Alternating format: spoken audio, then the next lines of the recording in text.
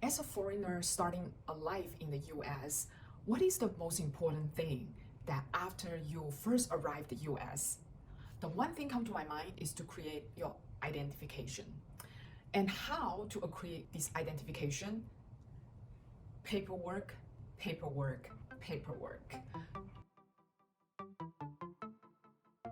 Hello everyone, my name is Ping. In today's video, I am going to talk about 3 different kinds of paperwork that is important to help you to start your life in the US as a foreigner, especially when you are entering the US with a non-immigration visa, such as H1 visa or H1B visa.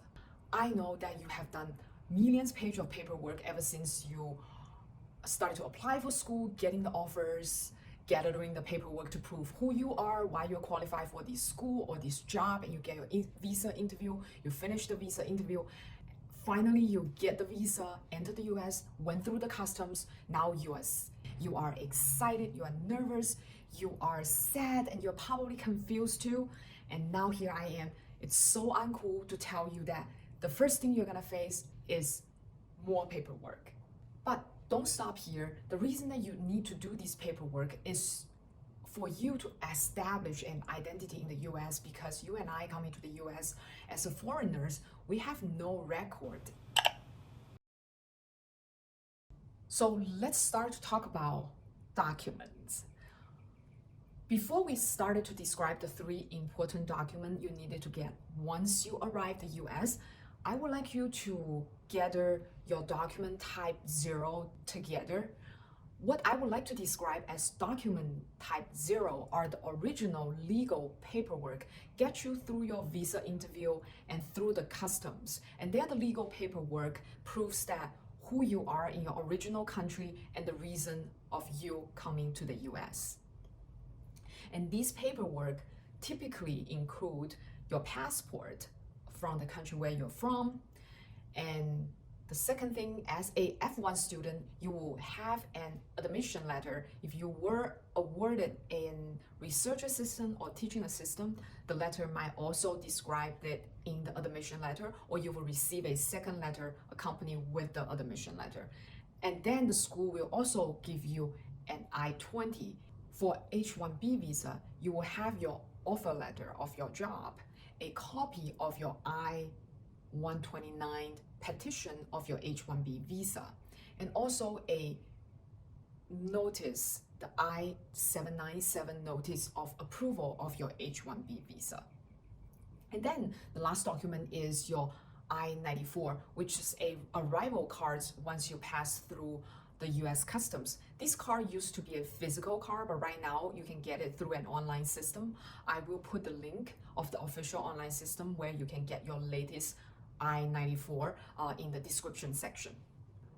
Now that you have all your type 0 document gathered in one place, once you arrive the US, I highly suggest you get into the point of the contact within your school or your company. Once you started reported to school or started working, it's better for you to reach out to the legal point of contact in your school to get a good standing letter. A letter will typically look like that. It will state on your name and what program you're in, for what time validity you are enrolled in school with a good standing. If you are within a company working under H1B visa, I will highly suggest you go to your HR or the legal contact asking for an employment letter. An employment letter will typically look like this. It will have your company's title, and then it will state who you are, what position you are working right now, and your annual salary or your monthly salary, and express the company's intention of your continuous employment and a bit of explanation of what the company does. Now that you have your document type 0 and document type 0.5, let's talk about document type 1. The document type 1 is documents that can prove that you have a physical address. For the future applications of other type of important documents such as Social Security, driver's license, bank account, bank cards, credit cards, they are eventually all gonna be mailed to a physical address. So in order for you to gather the other kind of documents, you will first have to have a physical address that it is associated with your name on it.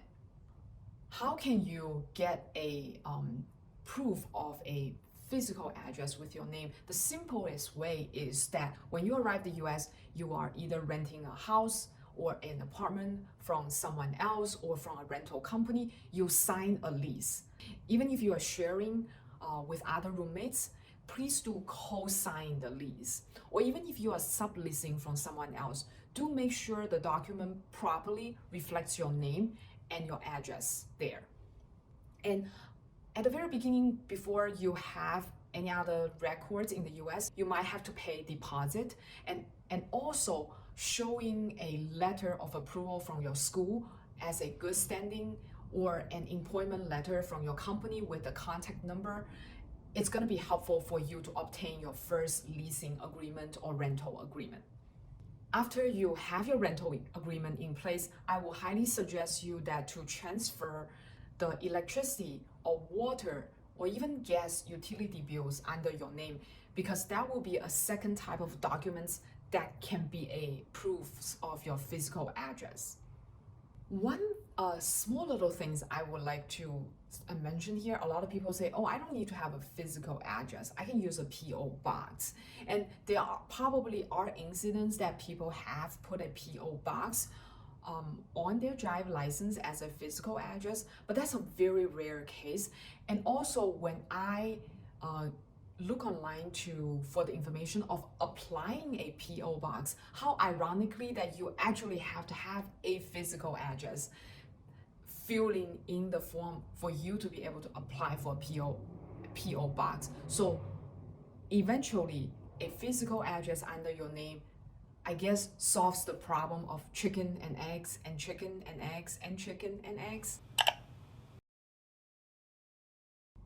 Now let's talk about the second type of documents. Actually, it's only one document in this category, is Social Security number or SSN. So a quick history of Social Security number. The Social Security number was first introduced by Social Security Administration in the time of 1935 to 1936 for the sole purpose of tracking the earning histories of US workers. If a Social Security number is purely just used to track your earning histories, why does it become so important around the country? While that could attribute it to that US is a country with non-compulsory national ID, which means in the US there is no uniformed national-wide ID. In this case, even though people could use passport as a form of ID, but not everybody has a passport. And even a driver's license is issued on a state-by-state cases, so there's different form of ID in a sense. Organizations or business have a hard time to check on individuals. In this way, someone discovered, hey, we have this 9-digit number assigned to a person, at least since they started work in the US or even when they were born. So this number is going along with their whole life. So many financial institutions and organizations starting to use these particular numbers as a way to identify a person or tracking their credit histories. That's why the number becomes so important. So how can we get a Social Security number? A foreigner like you and I has to prove that we are employed in the US by certain company or organizations and we receive pays from these employers. If you are F1 student having a teaching assistant or research assistant job, or you're coming to the US holding H1B Visa working for a company, that's the proof that you can apply and you are required to apply a Social Security number so your employer can report the Social Security, wages, and other related information to the IRS. Suggested by Social Security Administration on their website is after 10 days of your arrivals in the US, you can go ahead and apply a Social Security number if you are qualified for one. And then after your application, between 2 to 4 weeks, you should receive your official social security card look like this in a mail and mailing to your physical address. Again, physical address, very important. And the fee of applying for social security number is free. The third kind of document I wanted to talk about is a state ID or a drive license. As I mentioned in document type 2, US does not have a uniformed nationwide identification. So every state has its own ID and has its own drive license. So these will serve as a identification purpose to prove who you are, and you will have your birthday. So when you are buying alcohols or going to a bar ordering a drink, if you have to prove your age, this can serve as an identification document for you. And I understand here, some people might argue, if just for that purpose, I can just use my passport. Why go through the hassle? Yes, you're 100% right. If you are having a state ID or getting a drive license just to prove who you are and you're old enough to order a drink, your passport can certainly serve the same purpose and it will work just as well. However, imagine if your passport is your solely form of identification. Wouldn't you feel very nervous if you lose the identification?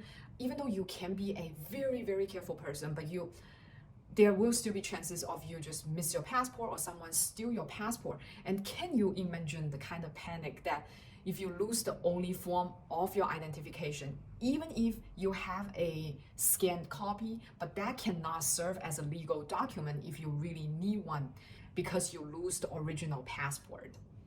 Not to have to mention, if you don't live in a major city in the US, only the very few major cities that has an embassy of your own country that you can reapply for a passport. For the most part, you might have to even fly to another state and you have to get a form of ID to help you to get on the plane. Imagine the amount of extra paperwork that you have to do to get a new passport. Why don't you choose to try to get an alternative form of ID within your state, within your city, just in case if you lose it, it's easier for you to get another copy, or it's easier for you to get a replacement. So how can you get a state ID or a drive license?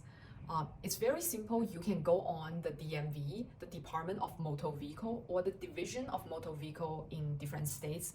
They have different names to look up for what kind of document that you have to bring to get a state-owned ID or a drive license. In a lot of states, and social security number is required for you to get an ID or a drive license. That's why I mentioned in document type 2 that is very important. However, there are 17 states that is not required for a person to have a social security number to get a drive license or at least a temporary drive license. So I will list the states on here and have a map. So you can stop here and look at it and look up further information for your application in the future. And the process is that you will gather the documents and you go to a DMV, bring on all the original copy of these documents and your patience to go there and get the document reviewed and get an approval for a state ID. For a drive license, if you are a first-time applicant, you will have to pass some kind of screening on your eyesight, and then you have to pass through a written test and a driving test. So once you get these approvals, you will first get a temporary ID, which is basically just a piece of paper.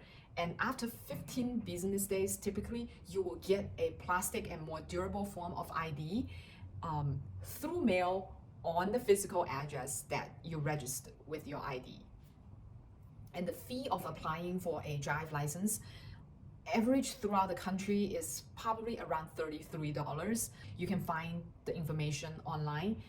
When I first arrived in the US, I went through a lot of back and forth and missing documents and wasted a lot of the times throughout the process. I hope this video is helpful for you to get a good start after you arrive at US and streamline the future process, especially for any financial activities that you will have living in the US. And also always keep this in mind. Don't procrastinate, because we all know the best time to gather the document that we want was yesterday. The second best time is to start doing it right now. I look forward to seeing you in my next video.